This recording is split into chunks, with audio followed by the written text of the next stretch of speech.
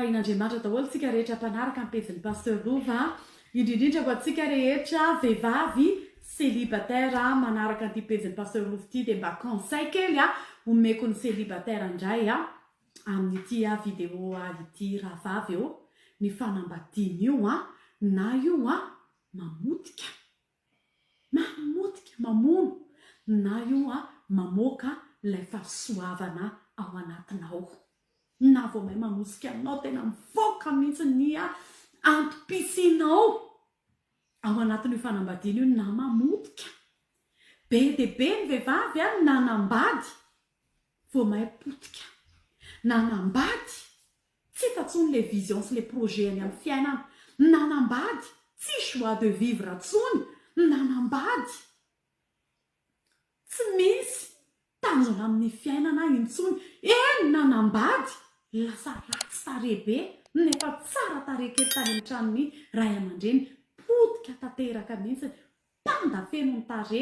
lasa tena hoe tsy tatsony ny voninahitra ao taminy ianao tao an-trano ray aman-drenao potika tanteraka nohony amin'ilay fanambadiana tsy izy na olona tsy tokony hiara-dalana aminao ny lasa nijoboanao eto tahiteny amintsika hoe ho anareo célibataire pasteur Lova moa efa manambady aman-janaka fa ho anareo célibataire aza maimay zany rahavavy aza ny pression amin'ny famille andeha hijoboanao amin'ny olona tsy tokony aza ny pression any mpiaramonina ny hijoboanao ho any amin'ny olona tsy tokony ho ray lalana aminao fa io na mamotika mamona io ho antsika vehivavy dia zay na mamotika mamona io na tonga dia mamoaka ny fahasoavana ao anatinao sy ny antopisianao io fanambadiana io aza ny taona koa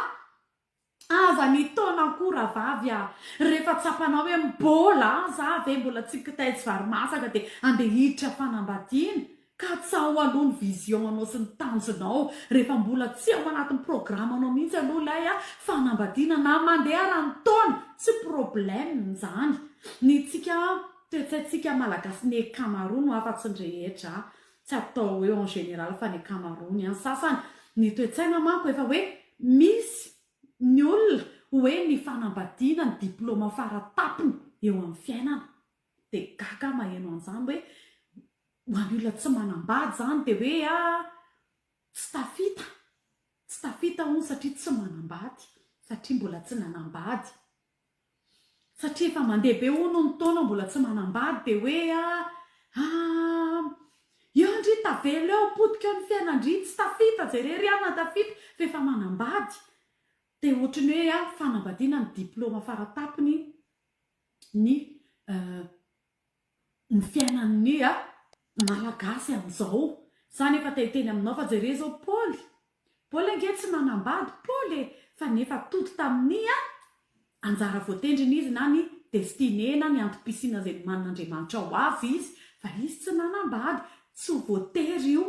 tsy ny fanambadiana tsy voatery ny fanambadiana tsy ny fanambadiana ny diplôma faratapony eo amin'ny fiainana